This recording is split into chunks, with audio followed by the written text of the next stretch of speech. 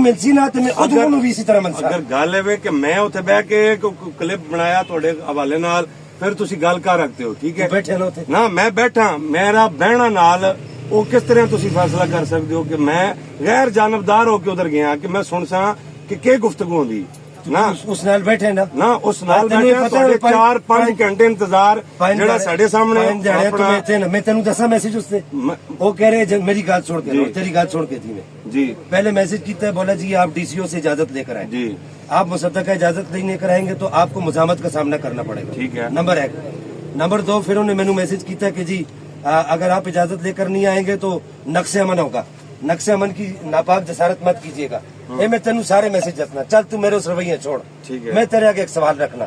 ایک بندہ اتنے دور میں کراچی ہوا ہے یار میں سارا کچھ چھوڑ چھاڑ کے آیا تو فیصلہ کر چھوڑ کہ یہ طریقہ ٹھیک ہے اور میں اگلے دکار کس طرح جاوا جا ایک بندہ کہہ رہے کہ جی میں اتنے جڑا ہے مزاحمت کر سا شدید مزاحمت میری گل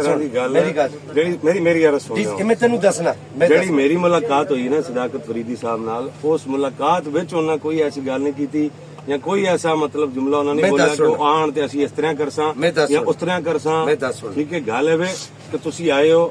پہلے بھی کوئی مہینہ پہلے آئے ہو جدو بھی آئے ہو اس تاریخ کا مانی پتا ایک منٹ میں دس چھوڑنا نا تساں یقین نہیں آ رہے نا میں دس چھوڑنا تسی آپ نے اجازت کی مصدق کون ہے ڈاکٹر صداقت فریدی آپ نے اجازت کی مصدقہ کاپی مجھے ارسال نہیں کی حسب ضابطہ یہ مناظرہ منسوخ ہو چکا یار تو پہلے مناظرہ منسوخ کر دیتا اگلی میری بات تے پوری ہونے دینا اگر نقص امن کی ناپاک جسارت کی تو شدید مزاحمت کا سامنا کرنا ہوگا ٹھیک ہے اگر ایک حق میں آپ مخلص ہیں تو آپ اکیلے آئے میں اکیلا آپ کا سامنا کروں گا اور اسی اسے اے بھی آخر تو کل تو یاسین رافضی اس پیچھے پہ ہے وہ کہہ رہے تو بے شاہ صاحب نال وہ کل بھی ایسا پیچھے نہیں بیٹھا یار جوائد ادری تو فیصلہ کر تو ماں دس ایک گل ٹھیک ہے وہی تو میں عرض کر رہا ظہور فیضی جڑا لہجہ ہوں تسی استعمال یہ باہر تہاڈا وہ لہجہ نہیں تسی مطلب دیکھتے ہی میرے اس طرح چڑھائی کر دیتی جس طرح چیلنج میں کر رہا میں مناظرہ میرا نال میرے کو پوچھنا میں کیوں چڑھائی کی تھی پتہ نہیں میں 6 دہاڑے تو اسے بالکل تسی ہوسو تو میرا ہمدرد بننے فون ہوتے شاہ جی میرا جدو یاسین نال ایک بار گل ہوئی میری تس نال فون تے ٹھیک ہے نا تو اچھے طریقے نال تو میں سمجھے تو میرا ہمدرد ہے نا میں اچھے طریقے جا کے بیٹھ گیا اس کو شاہ صاحب گل ہے کہ اگر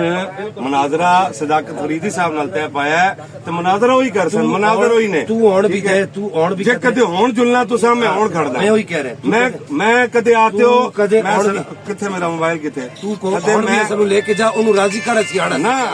کال کرن صداقت فریدی نو کال کرو السلام علیکم کدے آتے ہو تو میں مطلب بچ اتنا کردار ادا کر سکتا تھانوں اتنا کردار اللہ دے بندے 6 دن اسی ایتھے رہے حسین سونی کردار ادا کیتا اج تو کردار ادا کرنا نہیں ہے کون ہے تو چپ ہو تو کون ہے نہیں تیری تو کون ہے تو کون ہے میرے سے میری بات ہی نہیں ہے چپ ہو یار نال کہہ دے تو ایسے کون ہے تو بکواس کر رہا ہے استاد جی زعفران جی آپ ملاؤ جب بات کر رہے ہیں شاہ صاحب ٹھیک ہے نمبر میں چھوڑا بات یہ دیکھو آپ نے تو کون ہے گل کرنا پھر میں نال کر دے استاد جی میں تو بھائی جان آپ لوگوں کو ڈھونڈ رہا ہوں گلی گلی محلے محلے ڈھونڈ رہا ہوں آپ کو اللہ رکھا کو صداقت فریدی کو اور جتنے لوگ وہاں موجود تھے میں سب کو ڈھونڈ رہا ہوں کوئی بندہ تو ملے صاحب آوے السلام علیکم ساڈے نال گل کرے اسی اتنے دہڑے تو اس پیچھے پھر رہے ہیں جی حضرت کیا حال ہے ٹھیک ہے آپ خیر ہے اچھا حضرت میں یہ شاہ صاحب داتا دربار والی سائڈ آیا تھا کسی کام سے تو یہ حضرت یہ اپنے ساتھیوں کے ہمراہ انہوں نے مجھے مطلب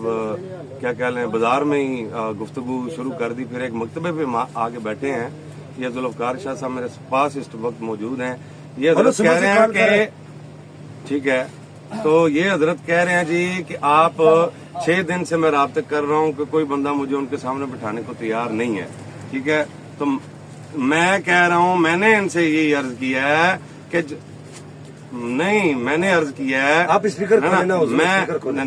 میں عرض یہ کی ہے شاہ صاحب کو کہ حضرت مناظر ڈاکٹر صداقت فریدی صاحب ہیں ان سے آپ کا مناظرہ طے پایا ہے آپ کا میرے ساتھ اس طرح مطلب تلخ کلامی یا جارحانہ رویہ بنتا ہی نہیں ہے ٹھیک ہے تو وہ کہہ رہے ہیں جی آپ ساتھ جا کے بیٹھے ہیں ان کے ساتھ بیٹھنے میری بات کرا دیں تو وہ کہہ رہے ہیں حضرت کہہ رہے ہیں کہ آپ مجھے ان کے ساتھ یہ میں اسپیکر آن کر رہا ہوں تو یہ ذرا آپ اپنی آواز میں بتا او فریدی صاحب کیڑی کھڈ وچ چھپے ہو صبح تو تانوں کالا کر رہا تواڈے پیر وچ کدے ساہ نہیں ہے دم نہیں ہے دیکھو یہ دیکھ رہے یہ کال کاٹ دی گئی ہے. پہلے انہوں نے بتایا کہ جڑے نا اٹھو انہاں دی میرے کول گانڈ وچ سا ہوئے نا یہ گل کرن پہلے چلی ہے نا میری رسول بول میں لے کے کلی گئے نا انہوں نے کہا جی میں میٹنگ کی بیٹھا ہوں. ہاں یہی گل ہے نا میٹنگ 6 دن تو میٹنگاں چل رہی ہیں کدی گھوڑی بیمار ہے کدی میٹنگ ہے. اور رات کی کہہ رہے ہیں میری گھوڑیاں بیمار ہے میں بادشاہ صاحب چھوڑو دفعہ